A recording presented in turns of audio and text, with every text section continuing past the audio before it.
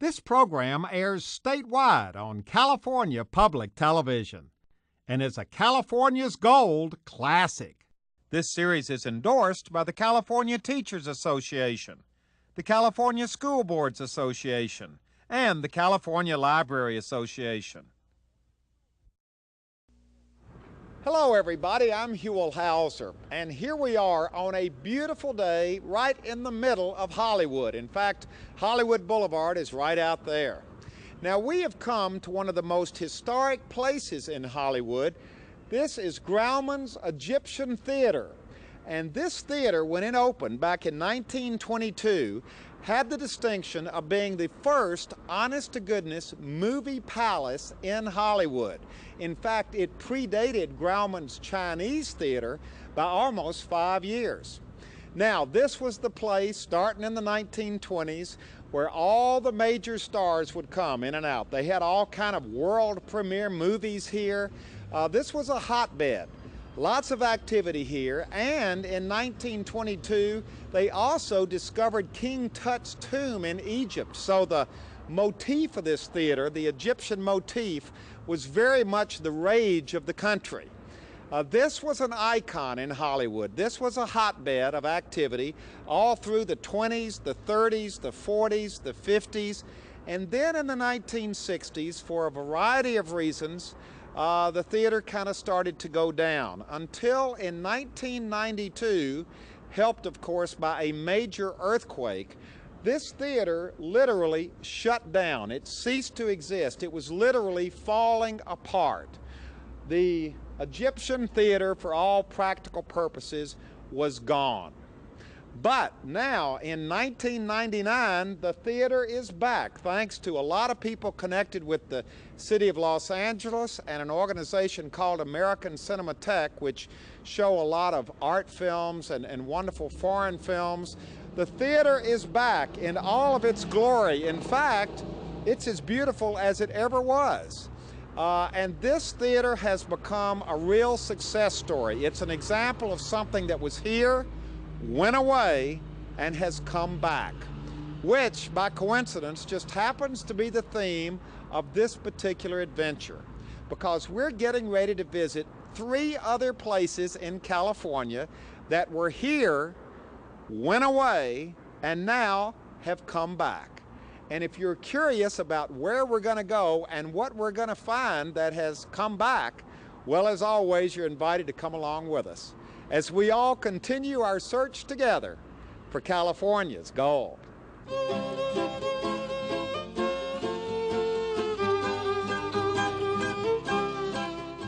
Our first destination, Marshal Gold Discovery State Historic Park, located in the little community of COLOMA. Now, this has to be one of the prettiest little places in our state. It's also one of the most historic, because it was here over 150 years ago that old James Marshal spotted something shiny on the ground, leaned over, picked it up, and ended up discovering gold. And that single gold nugget, said to be about half the size of a pea, literally changed the course of history. Now this is going to be interesting because I'm standing here with old James Marshal himself. This is his friend, Peter Wimmer, who at the time, back in 1848, was supervising all the Indians who were working here at Sutter's Mill. And James, it was January 1848, you and your friend Peter Wimmer were walking down here in the tailings of the mill. You saw something glistening in the sun. You leaned over and picked it up, and what did you think? I didn't know what to think, except I thought it was gold because I had some schooling of geology back in 5th grade private education in New Jersey. So I knew that if gold would be really gold, it would be soft and malleable. So I knelt down and I put it on a flat rock and I pounded it with another round rock, and it sort of shattered like the shape of a regular shaped coin. I was convinced it was gold. So I went over to where the boys were having breakfast and I asked asked Peter and the Mormons if they'd seen something like that. Well, one of them had a $5 gold piece he took out of his pocket and compared the taste and the texture, and he was convinced it was gold. Another one put it on an anvil and he pounded it down, and he pretty much did the same test I'd done on the river. You know, pounded it down, and it didn't shatter like sulfur to copper. Instead, it just flattened. So you ran 3 or 4 tests on it right away. Exactly. Now let's show that this is kind of about the size of what you found. What was About it? half the size of a pea. About half the size of a pea. But your ultimate test, and this is where this interesting bit of history comes in, a little known part of history, the definitive test that you had made to decide whether you had really found gold or not, let's walk over here, took place right over here in this cabin. Now, tell us who we're getting ready to meet, James. Wimmer, have you seen something looked like this before? I heard you worked in the George fields in Georgia, in the gold fields in Georgia. Well, I did. When we were running our boarding house, I went out and prospected in the gold fields, and this kind of looks like gold. So I know that if you put it in the lye pot, when you're making lye soap, it will disintegrate if it's not gold, and I just happen to be making soap today. So I'll put it in the lye pot and we'll see what happens. Now wait a minute, don't put it in yet. We hadn't gotten up to that point yet, because the whole idea is that this is Mrs. Wimmer, you're Peter's wife. These are your 2 children. You came with him up here when he was supervising the mill. Right. You're the only woman in camp, right? I'm the only woman in camp. I'm here because they needed someone to cook, and I was married to Peter, so we came as a family, and I'm doing the cooking. Okay, and because you were from Georgia and you had seen gold in Georgia, you're the only person here who really knows what raw gold looks like. I've seen raw gold in the gold fields of Georgia. Our family went out and prospected, and we collected gold in Georgia. So when James Marshall came over and handed you this little speck of gold, what he thought was gold, here we're going to reenact it here. This is living history going berserk here. We've got a kettle going. We don't have lye because this is a state historic park now. Right. We don't want lye boiling. Lye is really caustic. Yeah. I So, have a stick that you would stir your lye soap with the stick. You wouldn't. and what did you do? Just throw it in? Let's throw it in. Throw it in. She threw it in and she... Gold will sink to the bottom. You stir it around. Now the next step is to, when the lye soap is ready, you pour it into a form. It makes a brick. After Jenny made the brick of lye soap, the next day they were busy making breakfast, and one of the men said, "What about that piece of stuff we found? Is it still in the soap?" So they had to take the soap out of the form, and they started cutting it apart, looking for the piece of gold. And at some point they found it inside the piece of lye soap that you had made. Right. And what did you tell the men at that point? I believe it's gold. It had changed a brighter hue, but it didn't destroy it like we would have suspected had it not been gold. So I figured my partner John had to know about this. So then I put it in my bandana and I rode off for New Helvetia to show John to make some more tests. So Conclusive tests. let's recreate that exact moment. Come on in here, fellas. These are the guys that Mrs. Wimmer would have been cooking for. That's a motley looking crew of workers over here. Well, they'd had a hard life before they got here. Most of them had walked west to fight in the war, so they were a kind of a motley looking crew when they got here. They didn't have their women with them, so they weren't keeping them in line either. All right, let's recreate that exact moment. And fellas, we want a sufficient amount of enthusiasm when she announces that this is in fact gold that she's got in the middle of her lye soap here. What was it you said, Jenny, to everyone who was assembled? I believe we found gold, and this piece in the soap is gold. We found gold. Yeah, gold. There must be more around here if we found some. Okay, we found gold, and here come the Wimmers. And boy, they just keep on coming too. Now, in the spirit of recreating history, what we have done is invited the descendants of Jenny and Peter Wimmer to come back to the place where all of this happened in COLOMA. And who is the spokesperson for this family here? Come on out here. These are all Wimmers? Yes, Wimmers, and are there a few husbands stuck and wives here too? Okay, And well that's okay. They married into the Wimmer family. They did. And how aware is the Wimmer family of the role that Jenny played in the discovery of gold here in California? We're all very aware of Jenny's historical you? significance. Yes, we are. Okay, and the story is that she boiled it down in that lye soap. Is that the story that you all tell? Yes. Are there other stories that are going around? About the first nugget? Yeah. Oh, lots of stories. Uh-huh. And there are lots of people telling the story of the first nugget. Uh-huh. But the one that we saw today, the one that's up at Bancroft called the Wimmer Nugget, is the one she wore in a little leather pouch around her neck for years.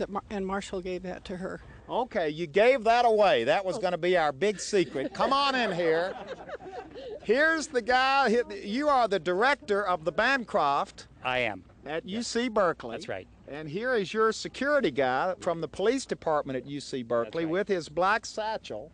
And you've come all the way over here from Berkeley today. That's right. And in that black satchel you brought, and let's put this out here because this is amazing, tell us what we have here. What we have here is the Wimmer Nugget. This is the nugget that belonged to Jenny and Peter Wimmer, and that was sold about 3 times before it arrived in the Bancroft Library in about 1927 or 1928. And this is the nugget that she wore around her neck? Right, in a little leather pouch.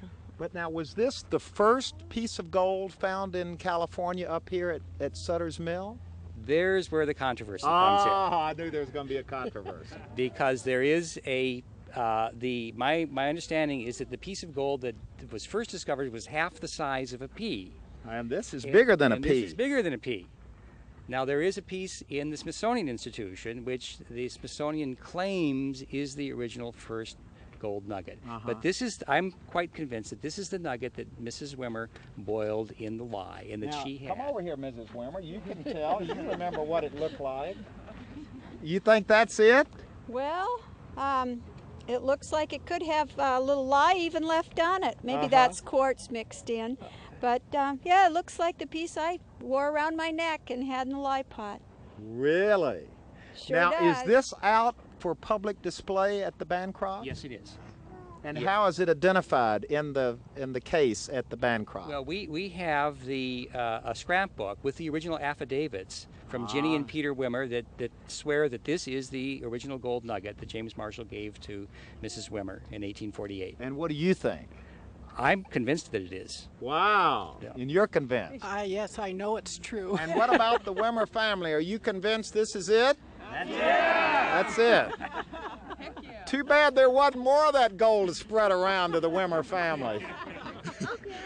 Oh, okay. Well, wait a minute. You're one of the descendants. You can hold this thing. Watch out. Security is watching every move you make. Don't worry, Kelsey. This is very interesting because what we have done in our living history quest here today is to reunite the Wimmer family with COLOMA, with Sutter's Mill, with the original piece of gold that really probably hasn't been here in COLOMA in 150 years. That's right. Since you first found it. Well, So maybe you should hold it. I found it in the soap. I boiled it Well, in James, the soap. you come over here too. James picked it up. Does that look like the one you picked up? Well, I picked up a few pebbles. It could be one of them. Yeah. Well, don't put doubt on it now. No, We've but gone it too ain't- far. it ain't. I can say the first piece is about half the size of a pea, but we brought some other pebbles on the count of my hat. You know, it very likely was the very first one. The point is, the gold, the first piece of gold, or certainly one of the first pieces of gold found up here in what is now known as Gold Country, has come home. It's back with the Wimmer family where it belongs.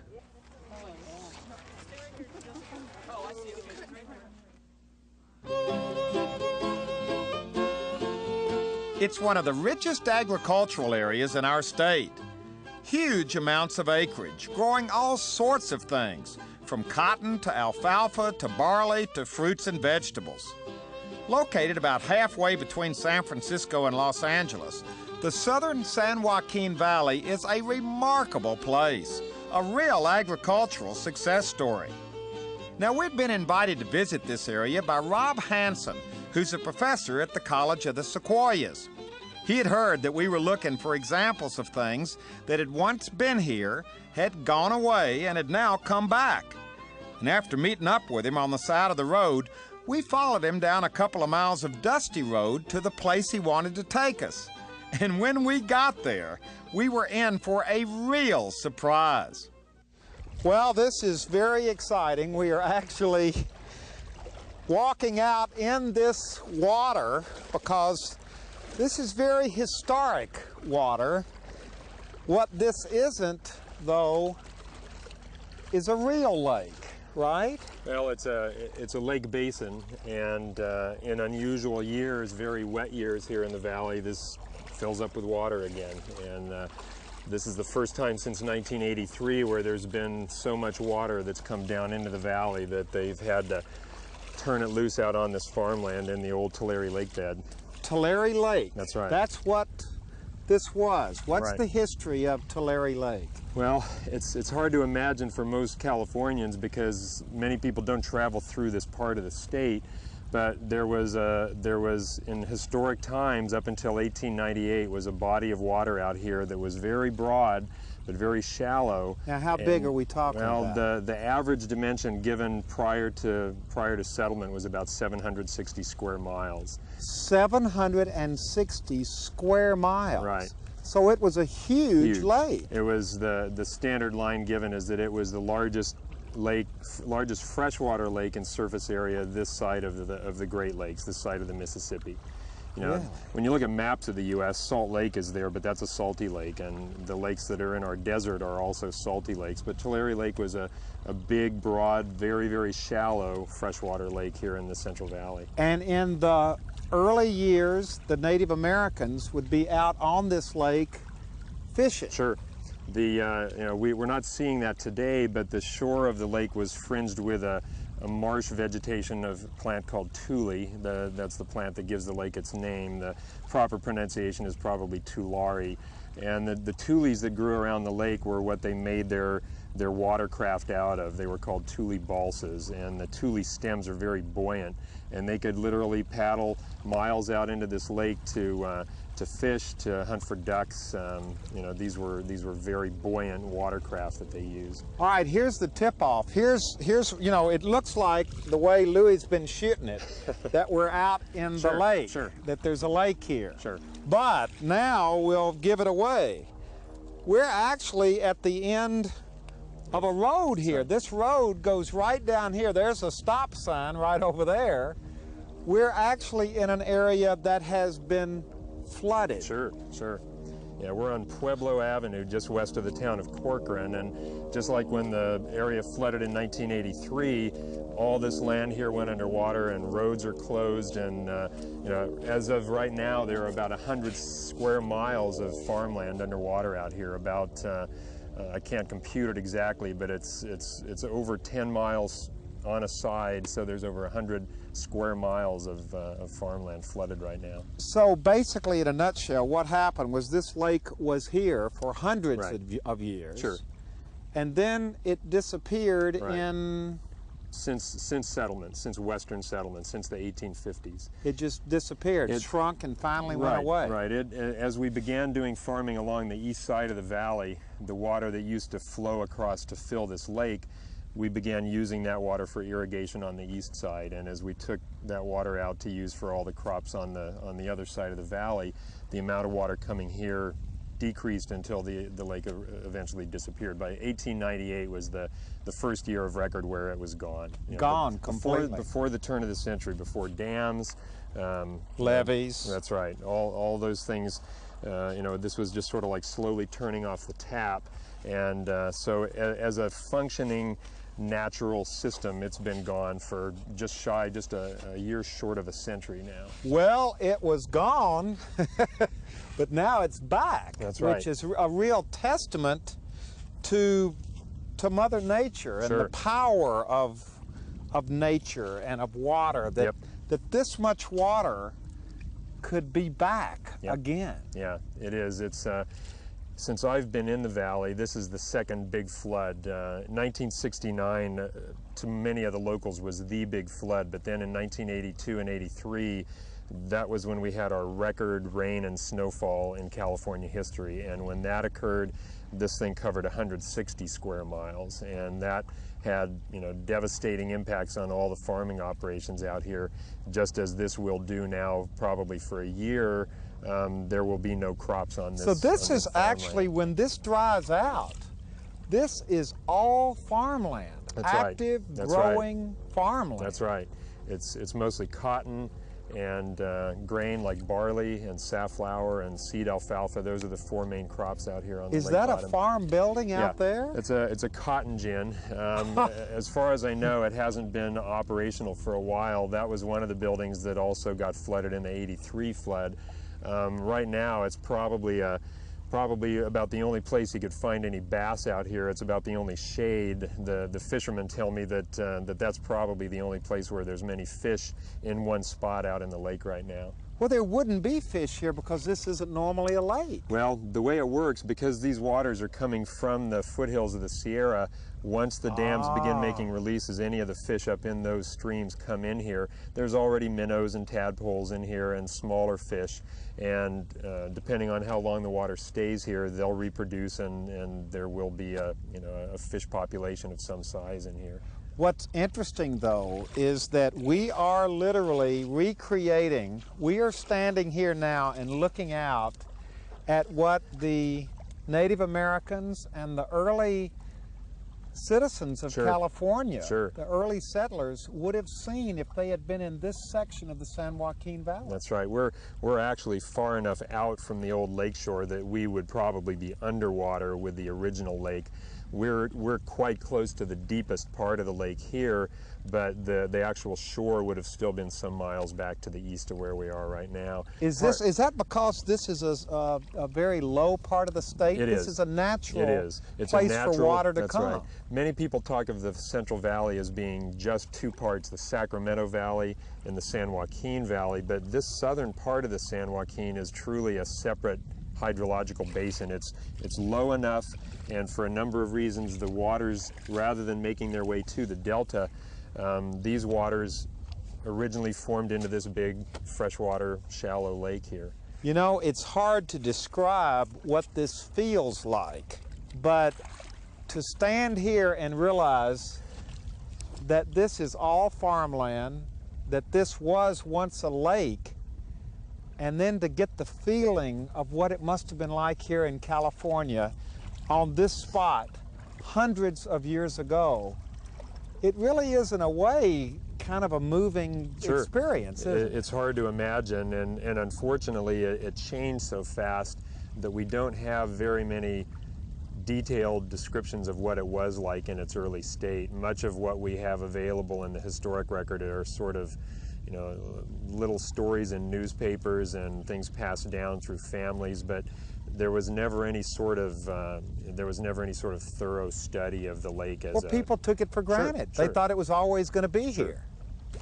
Now, will this just gradually shrink and disappear? Well, it's right now, I guess you'd have to lay odds on exactly what's going to happen. If you look to where the snow cap is, the snow on the top of the Sierra, there is way over normal snowpack right now. It's the numbers I've heard are somewhere in the range of 200% of normal, which means that all that water is still on its way down here. This is the bottom of the valley, and this is where that water ultimately would go without the kind of water distribution system that's here now. And so, as things stand now, I've been told that there is more water being pumped out and evaporating than is flowing in here now. So it's beginning to shrink again and get smaller, but it's anybody's guess as to what will happen between now and, say, July or August. But it will disappear eventually. Yes. But then, sometime in the future, it will come back again. Well, I would imagine so. Every time it has flooded, we have more and more engineering options to store and move and capture that water to keep it from flooding the farmland. But when all this came down, it was just so much coming with the rest of the state so wet that there was nowhere to move that volume of water fast enough to keep it out of here. You know, So you're saying it's going to come back again someday? I would have to imagine it would. You know, I mean, try as we might, this is nature, and it's a powerful force. Well, there it is, Tulare Lake. It was here for hundreds of years. It was gone for 100 years. It comes back every 20 or 30 years, and then goes away, and then comes back again.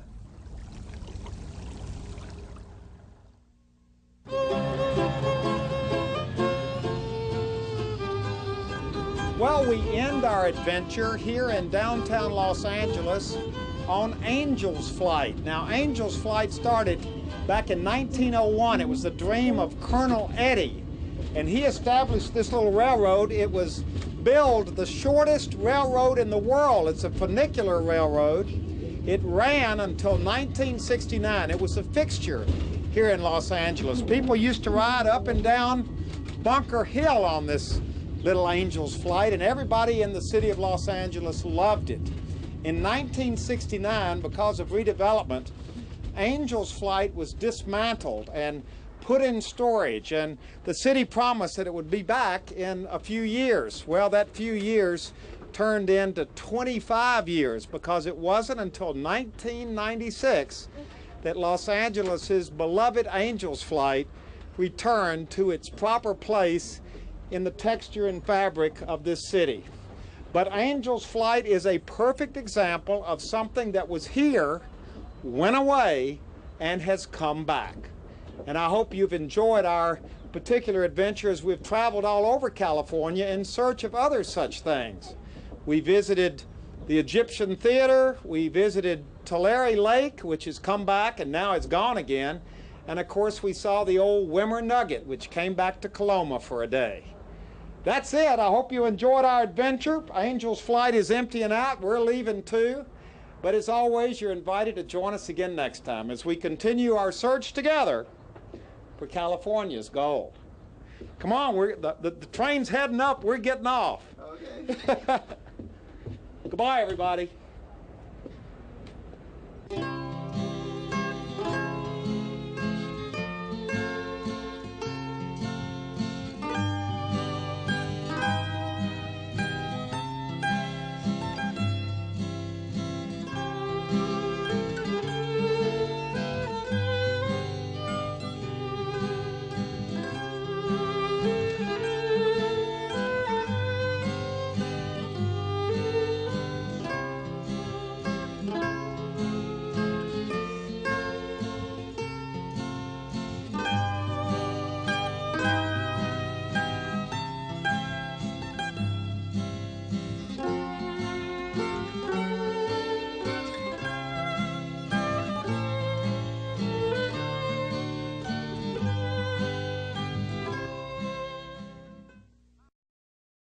Well, hello everybody, I'm Huell Howser, and I sure hope you enjoyed this adventure.